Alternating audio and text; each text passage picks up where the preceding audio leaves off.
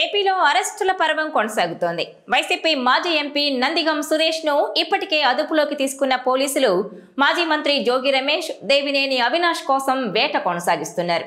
ఇవాల్టి మన టాపిక్ కూడా ఇదే, అరెస్టుల భయం. జోగి రమేష్, దేవినేని అవినాష్ ఎక్కడ? ఎస్, చంద్రబాబు ఇంటిపై దాడి కేసులో విచారణకు సహకరిస్తానని డైలాగులు కొట్టిన మాజీ మంత్రి జోగి రమేష్ అజ్ఞాతంలోకి వెళ్లిపోయారు. ఈ కేసులో హైకోర్టు ముందస్తు బెయిల్ను తిరస్కరించడంతో తన అరెస్టు ఖాయమని తెలిసే జోగి రమేష్ తన ఫోన్లు స్విచ్ ఆఫ్ చేసి మరీ పరారైనట్టుగా తెలుస్తోంది. దీంతో ఆయన ఆచూకీ కోసం పోలీసులు వేట మొదలు పెట్టారు. టీడీపీ కార్యాలయం, చంద్రబాబు ఇంటిపై దాడి కేసుల్లో ముందస్తు బెయిల్ ఇవ్వాలన్న వైసీపీ నేతల పిటిషన్లను హైకోర్టు కొట్టేయడం, ఆ తర్వాత తమపై 2 వారాల పాటు ఎలాంటి చర్యలు తీసుకోకుండా ఆదేశాలు ఇవ్వాలన్న అభ్యర్థనను హైకోర్టు తోసిపుచ్చడంతో ఈ కేసుల్లో నిందితులుగా ఉన్న వైసీపీ నేతల అరెస్టుకు లైన్ క్లియర్ అయింది. దీంతో తమ అరెస్టు ఖాయమని ఈ కేసుల్లో నిందితులుగా ఉన్న నేతలు అజ్ఞాతంలోకి వెళ్లిపోయారు. అయితే మంగళగిరిలోని టీడీపీ కార్యాలయంపై దాడి కేసులో పోలీసులు మాజీ ఎంపీ నందిగం సురేష్, విజయవాడ నగర వైసీపీ నేత అవుతు శ్రీనివాసరెడ్డిలను అరెస్టు చేశారు. అరెస్టు వార్తలను మీడియా ప్రసారం చేయడంతో మిగతా నేతలు అప్రమత్తమయ్యారు. చంద్రబాబు నివాసంపై దాడి కేసులో ఆరోపణలు ఎదుర్కొంటున్న మాజీ మంత్రి జోగి రమేష్ తో పాటు టీడీపీ కార్యాలయంపై దాడి కేసులో ఆరోపణలున్న దేవినేని అవినాష్ కూడా అజ్ఞాతంలోకి వెళ్లిపోయారు. ఈ కేసులకు సంబంధించి అరెస్టును తప్పించుకోవడానికి అన్ని ప్రయత్నాలు చేస్తున్నారు నేతలు. ముందస్తు బెయిల్ కోసం హైకోర్టును ఆశ్రయించినా తిరస్కరించడంతో పోలీసులకు చిక్కకుండా అండర్ గ్రౌండ్ లోకి వెళ్లిపోయారు. దీంతో వారి కోసం ప్రత్యేక పోలీస్ బృందాలు గాలింపు చర్యలు చేపట్టాయి. జోగి రమేష్, దేవినేని అవినాష్ తో పాటు ఎన్ అప్పిరెడ్డి, తలసల రఘురాం కోసం కూడా వేట కొనసాగుతున్నట్టుగా తెలుస్తోంది. మరోవైపు వైసీపీ రాష్ట్ర యువత అధ్యక్షులు పానుగంటి చైతన్య కోసం కూడా గాలిస్తున్నాయి పోలీస్ బృందాలు. ఎన్నికల ఫలితాలు వచ్చిన రోజే చైతన్య పరారయ్యాడు.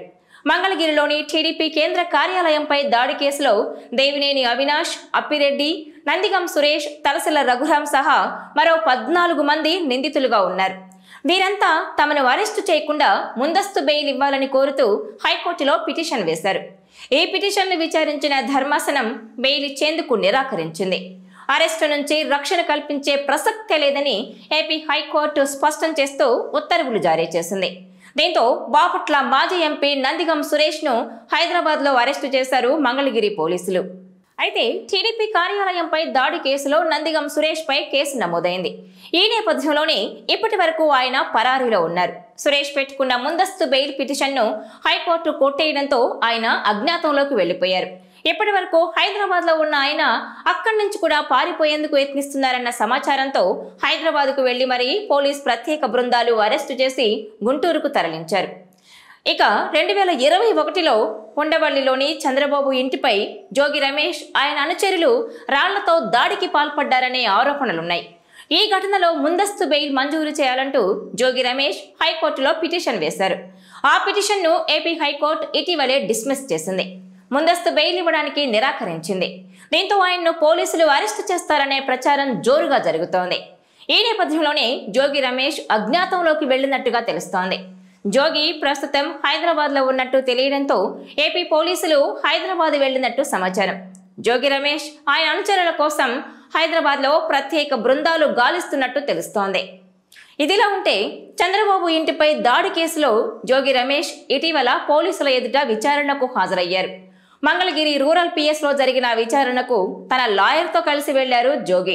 దాడి రోజు జోగి రమేష్ వినియోగించిన సెల్ ఫోన్, వాహనాల వివరాలను పోలీసులకు అందించారు.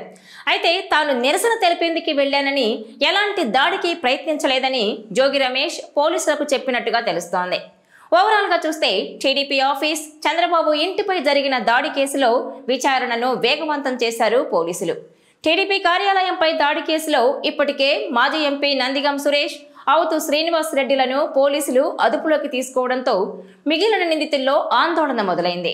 ఇదే కేసులో నిందితుడిగా ఉన్న దేవినేని అవినాష్ తో పాటు మరికొంతమంది నేతల కోసం పోలీసులు వేట ప్రారంభించారు. అలాగే చంద్రబాబు నివాసంపై దాడి కేసులో నిందితుడిగా ఉన్న జోగి రమేష్ కోసం సెర్చ్ ఆపరేషన్ మొదలు పెట్టేశారు. దీంతో జోగి రమేష్, దేవినేని అవినాష్, అప్పిరెడ్డి, రఘురాంలు ఫోన్లు స్విచ్ ఆఫ్ చేసి మరీ పరారయ్యారు. ఇందులో కొందరి ఆచూకీని పోలీసులు కనిపెట్టినట్టుగా సమాచారం అందుతోంది. ఈ వీడియో మీకు నచ్చినట్లయితే please share, like and subscribe R24 Telugu.